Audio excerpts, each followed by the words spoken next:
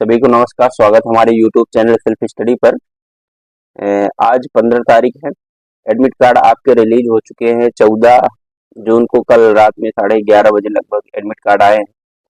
तो आप लोग को सबसे पहले करना ये है कि एडमिट कार्ड आप लोग डाउनलोड कर लीजिए।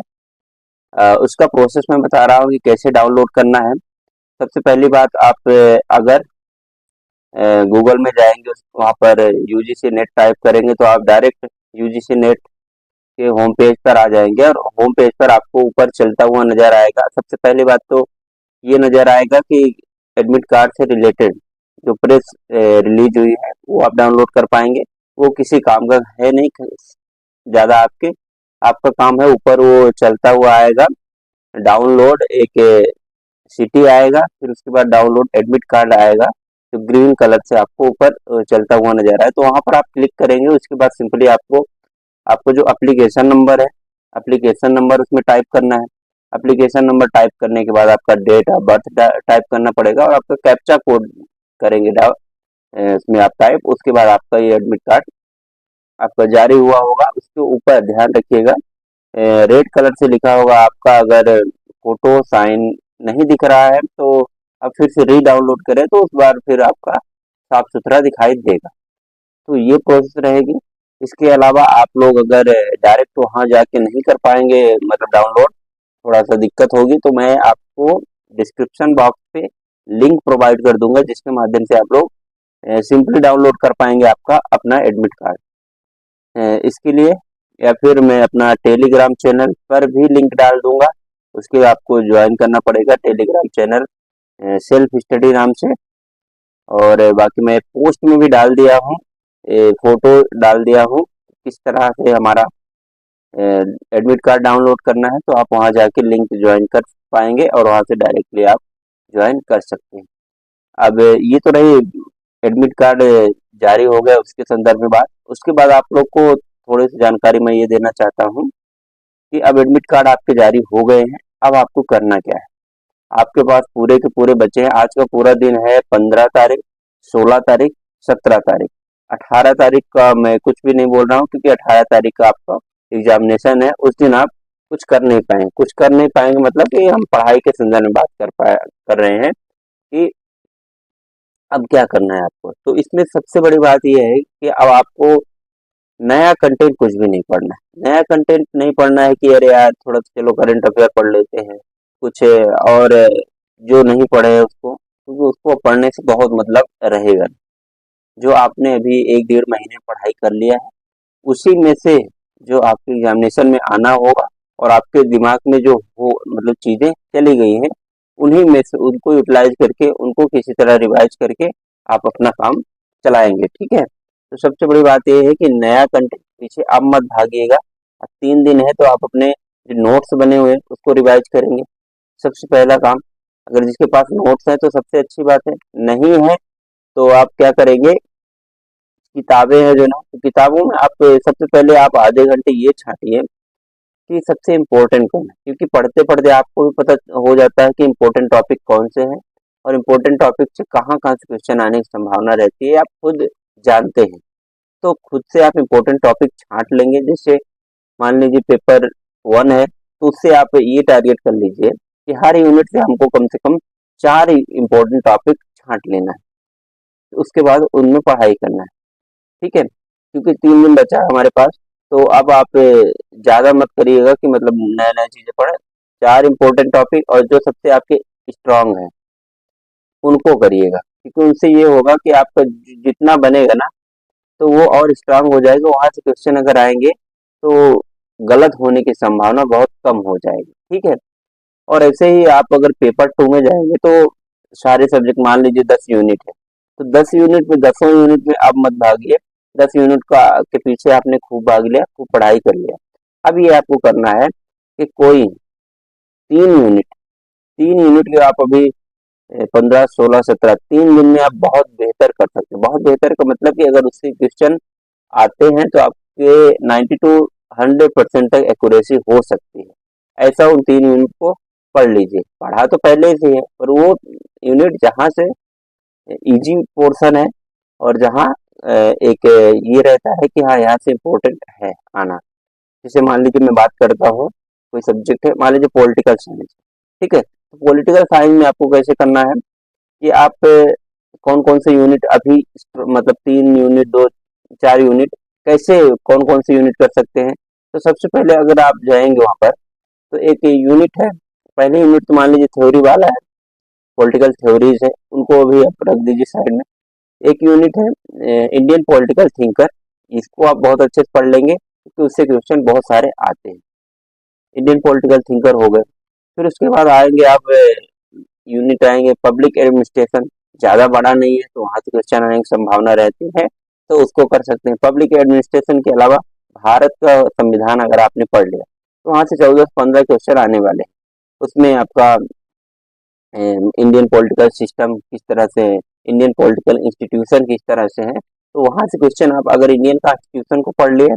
और एक बात ये है खासकर पॉलिटिकल साइंस के स्टूडेंट के लिए कि आफ्टर इंडिपेंडेंस, मतलब स्वतंत्रता के बाद से लेके अभी तक की अगर आप राजनीति, ठीक है, ये अब क्लास 12th की अगर पॉलिटिकल की एनसीईआरटी देखेंगे तो उसमें है। तो अगर आप आफ्टर इंडिपेंडेंस से लेके अभी 2024 तक की राजनीति, और खासकर राजनीति कौन कौन से राजनीतिक दल आए, कब किसकी सरकार आए, और कौन मतलब नेता रहे, कौन राष्ट्रपति रहे, ये अगर आप कर लेंगे ना तो वहां से 3 से 4 क्वेश्चन हर बार आना है। स्टेट रीऑर्गेनाइजेशन से क्वेश्चन हर बार आते हैं। पॉलिटिकल थिंकर में जयप्रकाश हो गए, एम एन रॉय हुए, और रमाबाई हुई, तो यहाँ से क्वेश्चन हर बार आते हैं, ठीक है।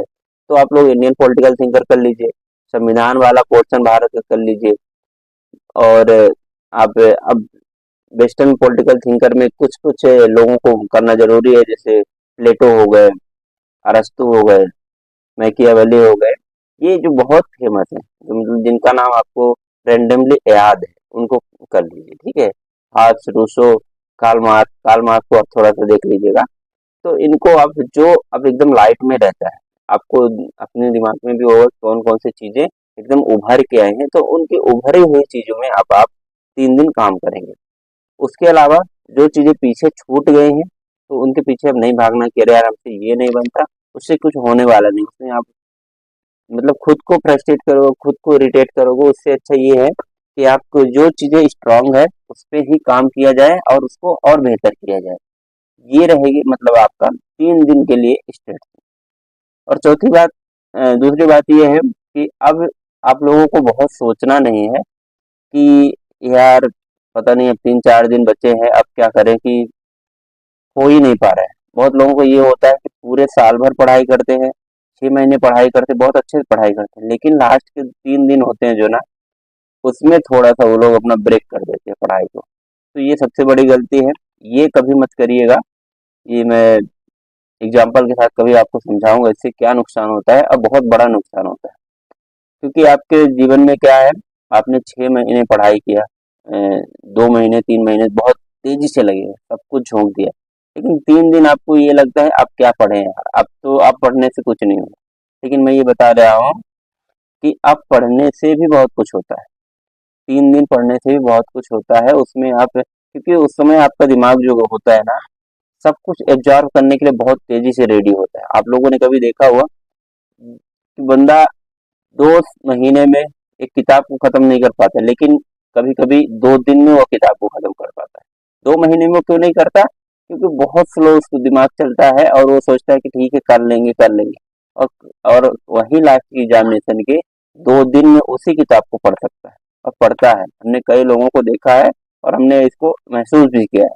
तो आपको यही करना है कि लास्ट के 2 दिन जो बचे हैं, तो उसमें सबसे बड़ी बात ब्रेक नहीं करना है अपने आप को कि यार ठीक है हो गया हमारा, ये नहीं करना है। ये गलती अगर आपने किया तो समझ लीजिए कि कहीं ना कहीं पीछे रह गए। और आप अपने दिमाग से एक चीज ये निकाल दीजिएगा कि अरे यार 2 दिन में हम कितना नंबर बढ़ा लेंगे। तो 2 दिन में मैं बता रहा हूँ, अगर आप 2 से 3 नंबर के बढ़ा लिए तो भी बहुत है। 2 से 3 क्वेश्चन अगर आपके इस 2 3 दिन में सही हो गए ना, तो क्या पता आप जितना कट ऑफ है उससे क्या पता 2 नंबर पीछे होने वाले थे। तो आप अपना क्या है सबसे बेस्ट दीजिए, फुल एफर्ट लगाइए। अभी तक जो ठीक है लगा लिया तो लगा लिया, जो 3 दिन 2 दिन बचे हैं उसमें भी अपना फुल एफर्ट लगाइए। कोई मतलब आलस नहीं करना है इसमें, क्योंकि उससे क्या पता आगे बढ़ेगा। क्योंकि देखिए पढ़ेंगे आप अगर, कॉन्फिडेंस बढ़ेगा, तो उससे अल्टीमेटली होगा क्या, आपका नंबर बढ़ना ही है, कम तो होना नहीं है। क्योंकि आप उसमें काम कर रहे हैं, उस समय आप रिवाइज कर रहे हैं, जो चीजें पढ़े उससे उसकी धूल को आप साइड कर रहे हैं। तो आपको सबसे पहले यही करना है कि अपनी पढ़ाई को ब्रेक नहीं करना है, जो चीजें हैं उसको रिवाइज करिए, आपके पास जो कंटेंट है आपके पास उसको उसी को रिवाइज करिए। हाँ, ऐसा कोई चीज मत रिवाइज करिए कि जिस चीज में आप उलझ रहे हैं और उसमें लगे जा रहे हैं, उससे आप कोई मतलब नहीं।